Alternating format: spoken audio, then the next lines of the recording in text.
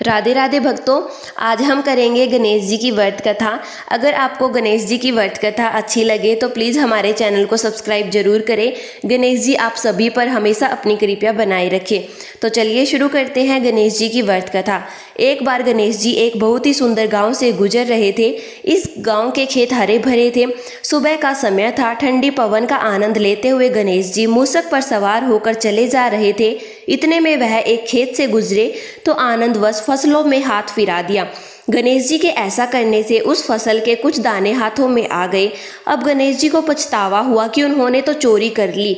भले ही उन्होंने जानबूझकर नहीं चुराया, लेकिन अब फसल के दाने तो उनके हाथ में आ गए। गणेश जी ने गिने तो वह 12 थे। अब गणेश जी ने उस खेत के मालिक को खोजा और उन सेठ जी के यहाँ 12 साल की नौकरी पर लग गए।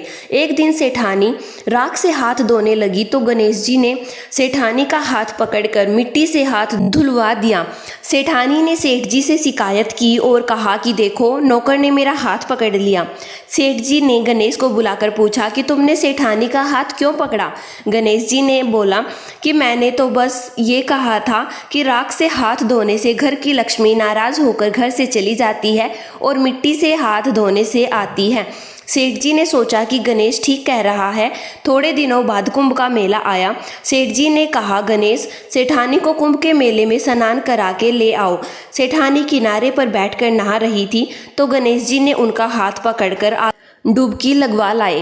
घर आकर सेठानी ने सेठ से कहा कि गणेश ने तो मेरी इज्जत ही नहीं रखी और इतने सारे आदमियों के बीच में मुझे घसीट कर आगे पानी में ले गए। तब सेठ जी ने गणेश जी को पूछा कि ऐसा क्यों किया। तो गणेश जी ने कहा कि सेठानी किनारे पर बैठकर गंदे पानी से नहा रही थी तो मैं आगे अच्छे पानी में डुबकी लगवा कर ले आया। इससे अगले जन्म में बहुत बड़े राजा और राजपाट मिलेगा। सेठ जी ने सोचा कि गणेश ठीक कह रहा है। एक दिन घर में पूजा पाठ हो रही थी, हवन हो रहा था। सेठ जी ने गणेश को कहा कि जाओ सेठानी को बुलाकर ले आओ।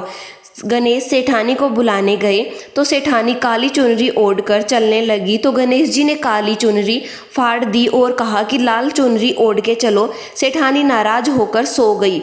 सेठ जी ने आकर पूछा कि क्या बात है। तो सेठानी ने बोला कि गणेश ने मेरी चुनरी फाड़ दी। सेठ जी ने गणेश को बुलाकर बहुत डांटा और गणेश जी ने कहा, पूजा पाठ में काला वस्त्र नहीं पहनते हैं, इसलिए मैंने लाल वस्त्र पहनने के लिए कहा।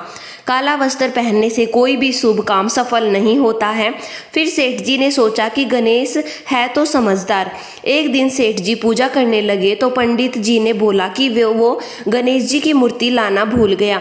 अब क्या करे। तो गणेश जी ने बोला कि मेरे को ही मूर्ति बनाकर विराजमान कर लो, आपके सारे काम सफल हो जाएंगे। यह बात सुनकर सेठ जी को बहुत ज़्यादा गुस्सा आया और वो बोले कि तुम तो अब तक सेठानी से मजाक करते थे, मेरे से भी करने लग गए।